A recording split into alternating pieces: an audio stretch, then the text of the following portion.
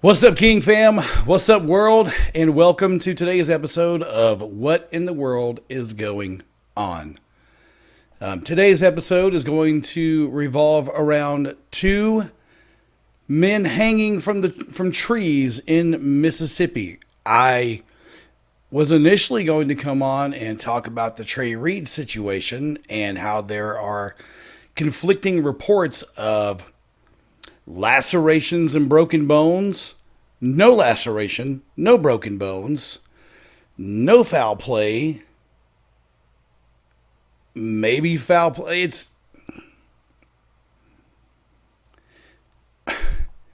I'm seeing so many conflicting reports when it comes to Trey Reed.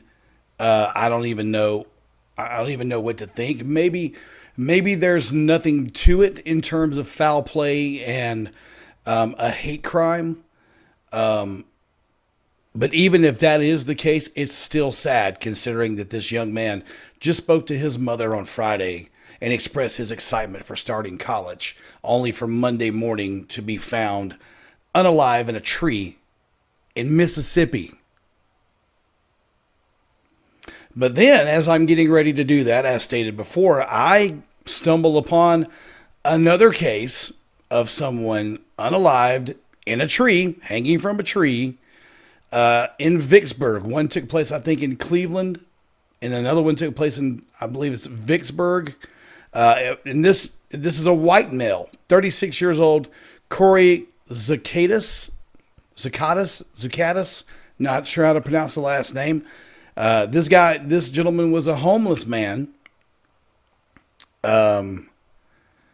And I don't really know anything about him. No evidence indicating foul play from him. But the circumstances resembling Reed's death, namely both men being suspended from a tree in Mississippi within several hours from one another, has the nation in an uproar. Like I said, I didn't know anything about Mr. Corey until I opened up this article getting ready to speak. But I have to disagree with what this article says about having the nation in an uproar. I know a lot of people on my social media have no idea what I'm talking about when I posted about Trey Reed. This is not being covered to a national degree, or at least it hasn't from what I've seen. I'm going to go on record and say it right here. If Mr. Trey Reed is a victim of a hate crime, there are cameras on that campus. And from what I understand, it took place in an area where there's a blind spot of camera view. That may be true, but you can see who's going to and fro. You can see him going to that location and other people that may be going with him to that location. So there necessarily being an angle or a shot at the place where the scene or the incident took place, that doesn't mean anything. Like, you may not see the act happening, but you can see people going to and from there. So if he and Mr. Reed went there with three people, and then you can see two people leaving and he's not there, then, I mean, come on now. We can deduce that something happened there. If he walks there by himself and then he never leaves, well, then you got your answer there too. Maybe that's the evidence that the police are talking about. We have evidence to prove that. Okay, maybe that's the case. But if that is the case, then that is still sad for his family. Sad that someone cannot see the light at the end of the darkness, at the end of the tunnel. That would be a sad case indeed. When it comes to Corey, I know nothing about what's going on here. From all I can see is that they just found him. They just found him. Two people lynched in Mississippi. Two children. They had aspirations of the family. 36 36 years old. I don't know anything about his family. But guaranteed that these two men are someone's child. 21, 36. If parents are still present, still someone's child. A child should never have to bury a parent should never have to bury their child. If these incidences are hate crime related, if they're any kind of crime related, I said it with Charlie Kirk, I'll say it again. No one should be murdered. for any reason whatsoever. Color, sexual identity, sexual orientation, religion, political point of view, there is no reason in the world to unalive someone. If someone's out there living their life, no one has the right to just go up and just take that life away from them. Now, I will say, if you come into my home, or if we are out and about and you try to harm me or my children, I will take you down and take you out for self-defense. But I am never going to go out and do something to cause harm, physical harm, or damage to somebody else. No one has the right to do that. No one should be a victim of that. I will say, if either of these actions are in relation to Charlie Kirk, you're wrong. He wouldn't want you to do that. This is not what he called for.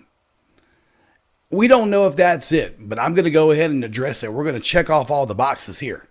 Okay? It could just be what they're saying it is. But if this is in any way kind of retaliation for what happened to Charlie Kirk, number one, the shooter was white.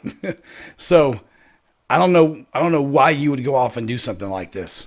That's hatred within your heart. Number two, he wouldn't want this regardless of the situation. It's not what he stood for. So I know this is all over the place, but I'm simply trying to say that if either of these men took it upon themselves to end their lives, that's horrible.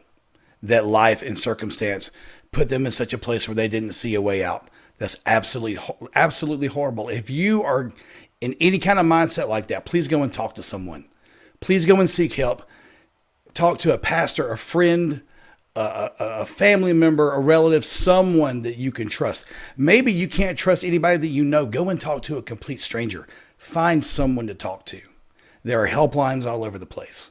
If you need that kind of help, and if you feel that way, that you're in some kind of darkness that you can't see the light from or the light of to get out, please go and talk to someone. If these are instances of unaliving, murder, for whatever reason, it's wrong. Find them, prosecute them, and then whatever that punishment is, to the fullest extent. That's what we stand on. That's what we stand on. My heart goes out to the families of Trey Reed. I think his full name is DeMartravion Reed. Let me go back and look. I'm going to go up here and look and make sure I say his full name. Yep, DeMartravion Reed, Trey Reed, and then Corey Zukatis. I'm not really sure how to pronounce his last name. Prayers for his family, their families. Prayers for their families. May God comfort them in their time of loss.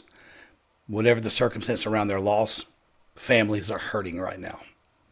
And we are a nation divided right now. Prayers for our nation.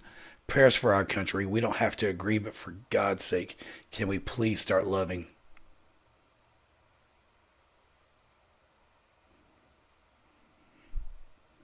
God be with you. Hope you all have a wonderful day. And I challenge you, do a random act of kindness to a stranger today. For a stranger today. You never know how much hey, how you doing? You never know how much that can help somebody. Open a door. Can I help you with that? Everything okay?